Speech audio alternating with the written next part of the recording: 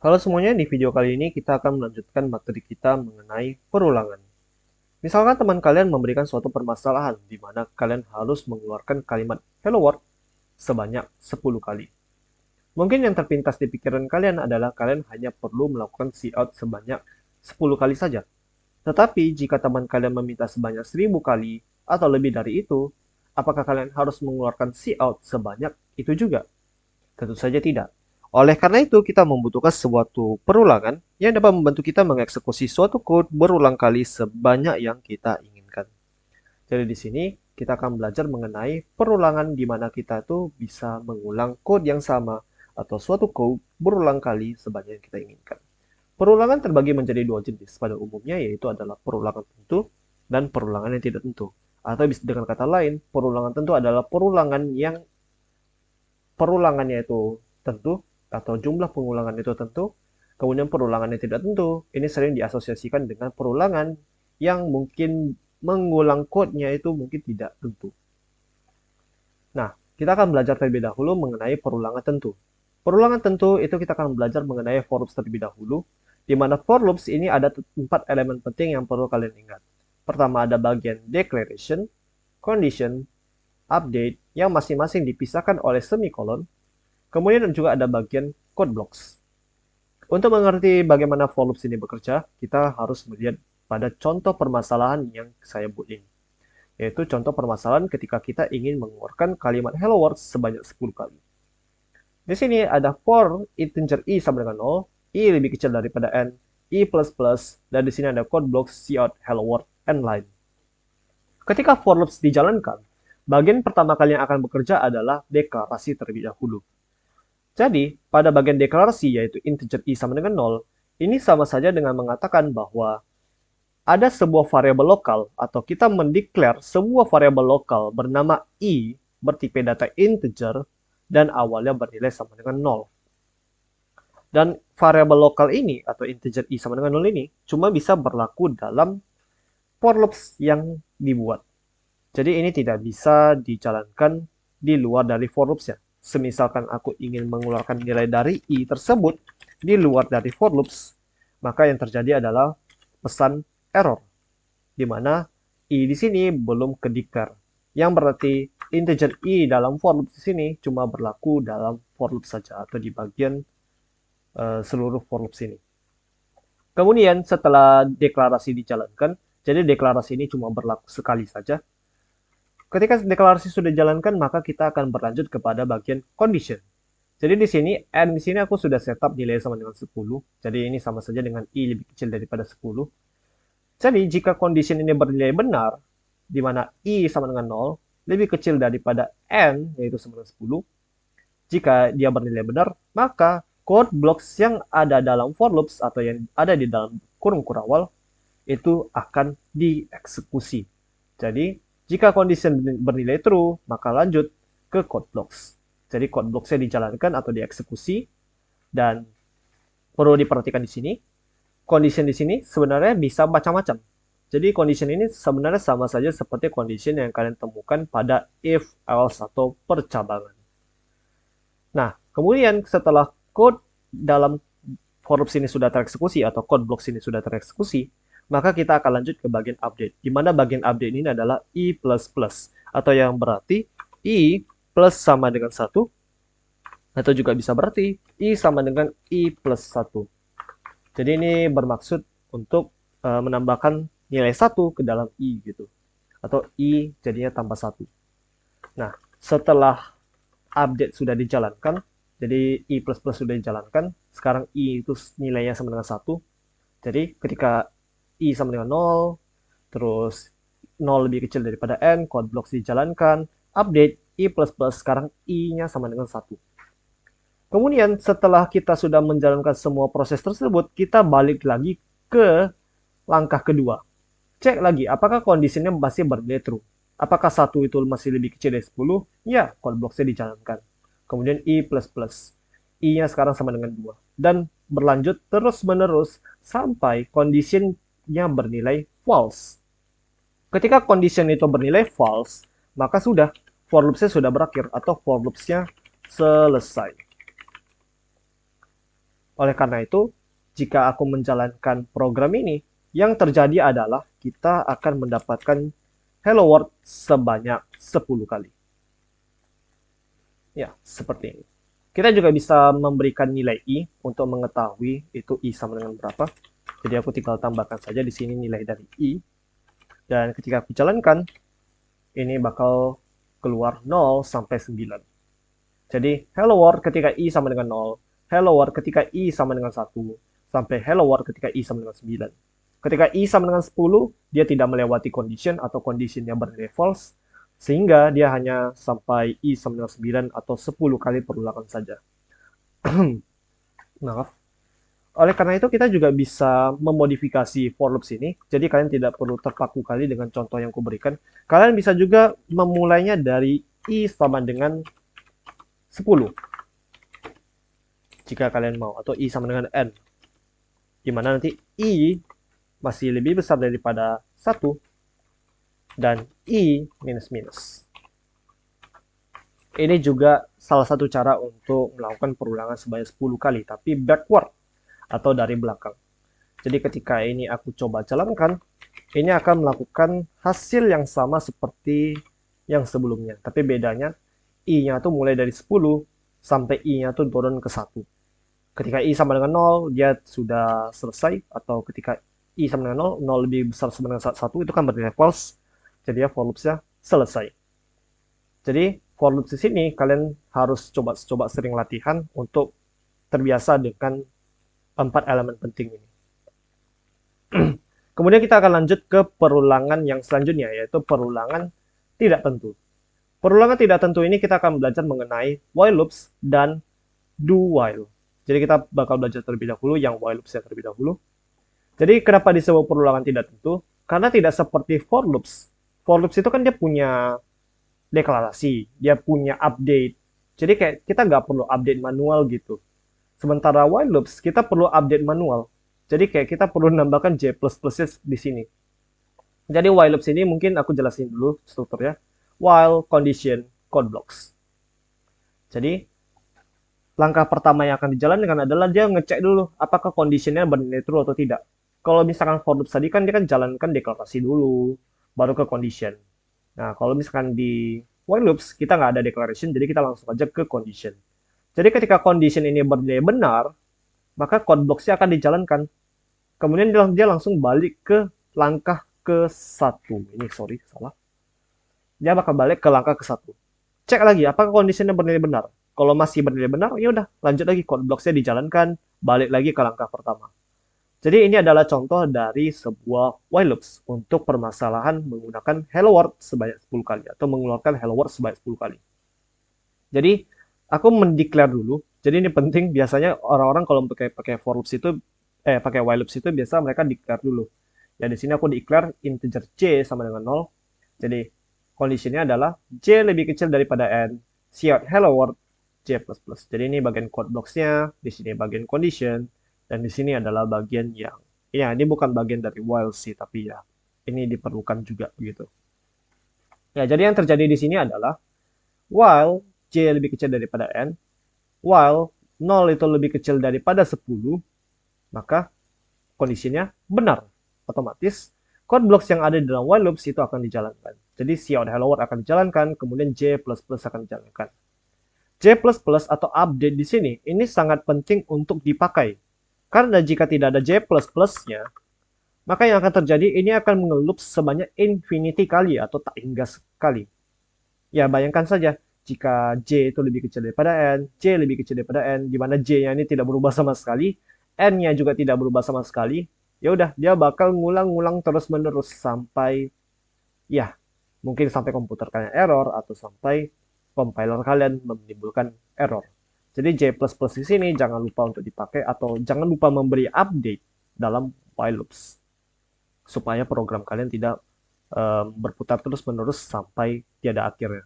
Jadi ketika aku jalankan di sini, ini sama saja dengan yang kita lakukan pada for loops tadi. Hello world sebanyak 10 kali. Dan misalkan kalian ingin melihat nilai dari J-nya, ya kalian juga bisa juga. Jadi kalian bisa nengok nilai J-nya juga setiap kali perulangan. Dan kalian bisa melihat di sini ya, ketika J sama dengan 0 sampai J sama dengan 9. Ya, begitu untuk while loops. Kemudian juga ada variasi lainnya dalam while loops, itu adalah do while. Jadi di sini aku mungkin hapus terlebih dahulu. Jadi kita akan belajar ke perulangan tidak tentu selanjutnya, yaitu do while. Jadi bedanya do while dengan while saja, itu do while ini dia menjalankan code blocks-nya terlebih dahulu, baru ke condition. Nah, nanti jika condition-nya bernilai true, dia bakal balik lagi ke langkah pertama. Jadi di sini aku punya integer k sama dengan 0, jadi ada sebuah variabel. Do code blocks di sini, kemudian di sini ada condition-nya. Jadi di sini jangan lupa di sini pakai titik koma setelah while loops-nya. Jadi yang bakal terjadi di sini adalah kita menjalankan code blocks-nya terlebih dahulu. Jadi ketika aku menjalankan do while di sini, dia bakal menjalankan cout hello world terlebih dahulu, kemudian k++ terlebih dahulu sebagai code blocks. Jadi code blocks dulu yang akan dijalankan, kemudian kita baru ngecek conditionnya. Apakah conditionnya bernilai true atau tidak? Kalau misalkan masih bernilai true, maka kita akan menjalankan code blocks-nya lagi. Selama conditionnya itu tidak bernilai true, selama condition bernilai true, maka dia akan dijalankan terus-menerus. Dan di sini juga penting kalian menambahkan sebuah update pada bagian code blocks-nya, atau tidak, program kalian seperti yang sebelumnya akan berakhir selamanya atau terus-menerus tanpa henti. Jadi perlu dilakukan bagian update di sini. Ya, dan di sini kalau misalnya aku coba jalankan, dia juga bakal dijalankan sebanyak 10 kali. Aku bisa kasih nilai K di sini biar kalian bisa melihat nilai dari K setiap kali perulangan, ya, 0 sampai 9. Jadi biasanya sih do while ini jarang digunakan, tapi ini juga sekedar pengetahuan kalian aja. Jadi pokoknya do while ini adalah dia menjalankan code blocks-nya terlebih dahulu, baru ke bagian condition. Tidak seperti while loops, yang condition dulu, baru code block terlebih dahulu. Aku rasa sampai di sini saja untuk perulangan. Sampai jumpa di perulangan lanjut, yaitu nested for loops.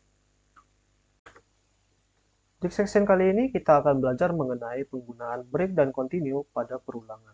Di sini saya akan memakai for loops untuk mendemonstrasikan komen break dan continue. Mari kita berbicara terlebih dahulu mengenai continue. Continue adalah komen yang berfungsi untuk men-skip atau melewati suatu code blocks untuk tereksekusi dalam perulangan. Jadi di sini mungkin untuk menjelaskan lebih lanjut ya, kita akan menggunakan suatu permasalahan. Di sini aku membuat permasalahan di mana kita harus membuat angka 1 sampai n atau mengeluarkan angka 1 sampai n, tapi tidak dengan kelipatan 5-nya. Jadi di sini kita nanti diminta insert input atau nilai n, kemudian kita akan mengeluarkan angka 1 sampai n, tetapi tidak dengan kelipatan 5-nya. Jadi 1, 2, 3, 4, 5 di skip, 6, 7, 8, 9 skip, 11, 12, 13, dan seterusnya. Nah, bagaimana cara untuk membuat itu terjadi? Nah, di sini kita menggunakan continue untuk men-skip code blocks untuk tereksekusi. Jadi kalau misalkan aku ingin membuat yang seperti biasa atau mengeluarkan angka 1 sampai n, tetapi tidak peduli kalau misalnya dia kelipatan berapa gitu. Jadi kalau misalkan seperti ini saja, tentu kalian akan menyelesaikannya dengan mengeluarkan cout i n line. Namun permasalahannya dengan membuat seperti ini, ya ini kan masih ada kelipatan 5-nya. Jadi kalau misalkan aku coba jalankan, maka kalau misalkan aku kasih angka 10, kalian masih bakal melihat kelipatan-kelipatan dari si 5. Oleh karena itu, untuk membuat dia tidak mengeluarkan kelipatan dari 5, kita membuat suatu percabangan, di mana jika nilai dari i itu habis dibagi 5, kan itu adalah syarat dari sebuah kelipatan 5 ya. Bilangan tersebut habis dibagi 5. Jadi jika i di modulo 5 itu sama dengan 0 atau habis dibagi, maka kita continue saja. Jadi yang bakal terjadi di sini adalah ketika i sama dengan 5 atau ketika i itu ada kelipatan 5, ya bakal dicek dulu lewat percabangan ini. Atau ya untuk semua i, dan kalau misalkan i itu habis bagi 5, bakal tereksekusi continue. Dan ketika continue ini tereksekusi, maka satu perulangan ini di skip. Oke, jadi ketika i sama dengan 5 di skip. Ketika i sama dengan 10 di skip. Dia di skip setelah continue ini dijalankan. Jadi cout I ini jadinya tidak jalan ketika I itu adalah kelipatan 5. Sehingga kalau misalnya aku jalankan kembali, dan aku coba masukin angka misalkan 10, kalian hanya akan melihat kelipatan yang bukan 5. 1, 2, 3, 4, 6, 7, 8, 9. Itu adalah fungsi dari continue. Tetapi perlu diingat lagi, continue ini harus di atas dari program yang mau kalian skip. Jadi kalian tidak bisa membuatnya itu seperti ini. Jadi kalau misalnya aku coba ini drag dia ke bawah,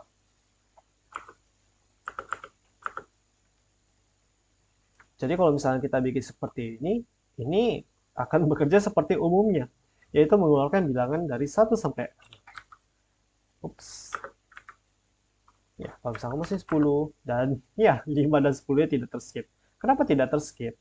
Karena cout I end line bakal terjalan lebih dahulu daripada continue yang ada di baris setelahnya. Oleh karena itu penting untuk menempatkan nilai dari continue.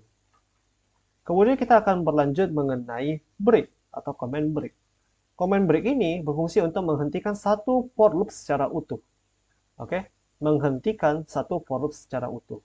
Misalkan seperti ini. Kita akan membuat sebuah angka 1 sampai n, namun pasti berhenti di angka 21. Jadi misalkan kita punya n sama dengan 23, kita mau tuh keluarannya tuh cuma sampai 21 saja. Kita nggak mau lebih dari 21. Ya kalau misalkan n itu sama dengan 7 atau lebih kecil daripada 21, ya dia keluar semua yang angkanya berarti.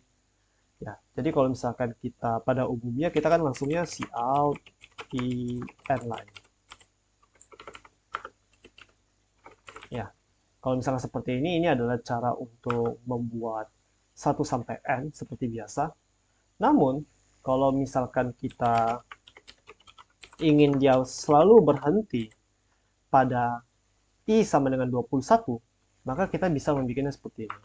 Jika nilai dari I sama dengan 21, kita akan break. Jadi kalau misalkan aku jalankan program ini, misalkan aku punya n sama dengan 22, dia akan berhenti ketika I-nya itu sama dengan 21. Atau kalau misalnya kita mau 21 yang terlihat, kita bisa pindahkan saja ke bawah supaya angka 21-nya masih terlihat.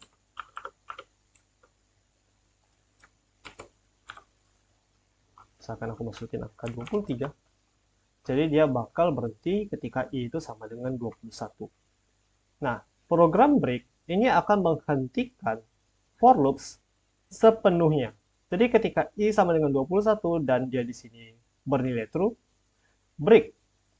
Yang bakal terjadi di sini adalah satu for loops ini benar-benar berhenti bekerja. Jadi tidak lanjut lagi. Walaupun N di sini sampai 1000, dia bakal berhenti ketika I itu sama dengan 21. Dan tidak lanjut lagi. Untuk latihan soal, kalian bisa mencoba menyelesaikan soal dari perulangan lanjut telx.toki.id pada bagian A, break continue exit. Jadi ini soalnya kurang lebih sama seperti apa yang kujelaskan tadi. Jadi silakan teman-teman mencoba untuk mengerjakan soal ini. Oke, sampai di situ saja video kali ini. Sampai jumpa di perulangan lanjut mengenai nested for loops. Kita akan melanjutkan materi kita mengenai perulangan. Dan di sini kita akan mempelajari tentang nested loops. Nah, di sini saya akan mendemonstrasikan dia menggunakan for loops. Dan nested loops ini merupakan sebuah perulangan yang berulang. Jadi ibaratnya kalau misalnya kita implementasinya, nested loops ini adalah perulangan dan dalamnya ada perulangan lagi. Jadi perulangan dalam perulangan, makanya disebut dengan perulangan yang bersarang. Nah, di sini misalkan kalian diberikan sebuah permasalahan oleh teman kalian lagi nih. Misalkan kalian disuruh untuk membuat kotak atau persegi dengan panjang n kali n, jadi panjang dan lebarnya n kali n, dengan karakter bintang. Jadi jika kalian diberikan input n sama dengan 5, kalian diminta untuk mengeluarkan output seperti ini, di mana terdapat n baris dan kemudian n kolom yang terdiri dari karakter bintang saja. Nah, apa yang terpikirkan sama kalian ketika kalian ingin mengerjakan soal ini? Mungkin kalian berpikir, oh kita tinggal for loop saja untuk setiap barisnya. Tetapi jika kalian for loop untuk setiap barisnya, kalian tidak tahu dong, kayak kalian bakal bikin for loopsnya itu seberapa banyak. Otomatis di sini kalian memerlukan for loops untuk memfor loop setiap barisnya. Jadi, pertama yang harus kita lakukan dalam mengerjakan soal ini adalah kalian harus tahu terlebih dahulu cara untuk melakukan for loops. For loops untuk satu baris saja. Jadi kalau misalnya untuk for loop satu baris saja, simple saja. Kita tinggal for integer j sama dengan 1j lebih kecil sama dengan n j plus plus. Ya, terus tinggal diisi out saja karakter bintangnya. Simple. Ini adalah cara untuk membuat sebuah baris dari yang kita mau. Jadi kalau aku jalankan ya ketik 5. Ya, ini adalah hasil yang kita mau untuk per barisnya. Nah, tetapi di sini bagaimana cara kita membuat 5 hal yang sama ke bawah. Otomatis untuk membuat n baris, kita memerlukan sebuah for loops lagi. Kita perlu mem-for loops ini atau mengulangi code ini berkali-kali atau sebanyak n kali supaya kita dapat hasil yang serupa. Jadi simpelnya kita tinggal di for loop saja yang per baris ini. Jadi di sini kita akan mengulang for loops yang integer c sebanyak n kali. Jadi kita bikin seperti ini. Dan jangan lupa kita kasih tutup kurung.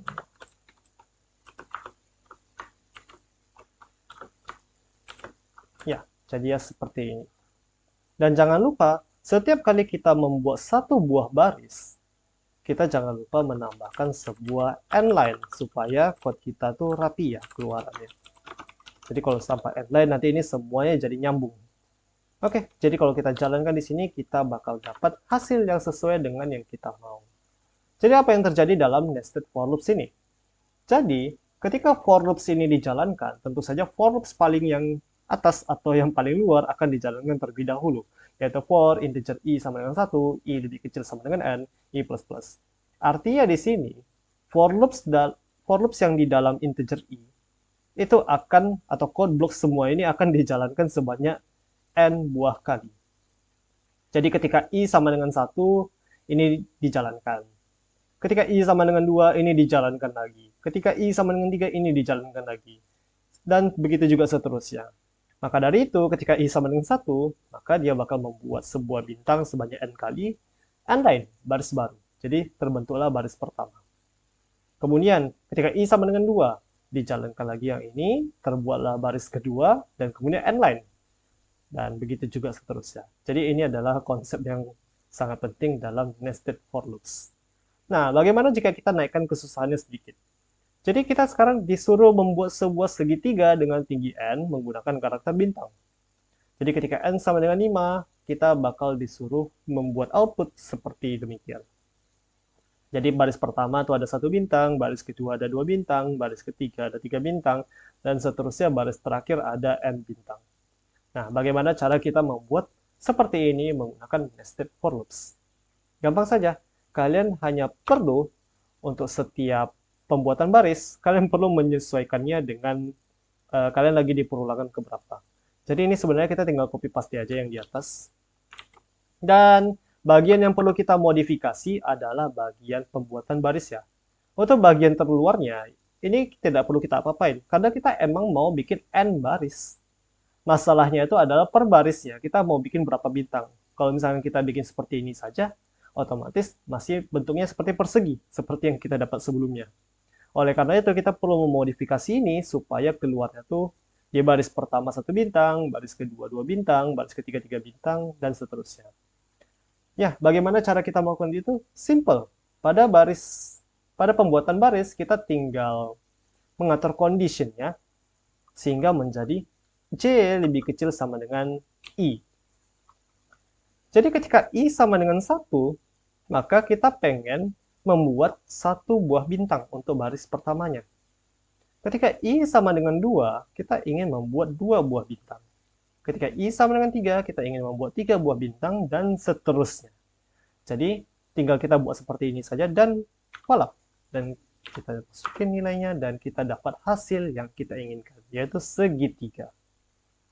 Ya, kalian boleh mencoba-coba untuk bermain-main dengan nested for loops ini, dan ini bakal sangat berguna dalam memberikan input dalam 2 dimensi array. Untuk latihan soal, kalian boleh membuka tilex.toki.id. Di sini kalian ada sebuah soal, yaitu di perulangan lanjut, problem C, yaitu pola 3. Di sini kalian juga disuruh membuat hal yang sama, disuruh membuat segitiga, tetapi dengan pembentuknya yaitu adalah sebuah angka dari 0 sampai 9. Tidak bintang-bintang yang kita buat tadi. Dan silakan dicoba dengan kreasi kalian. Dan itu saja untuk video kali ini. Sampai jumpa di video berikutnya. Dadah!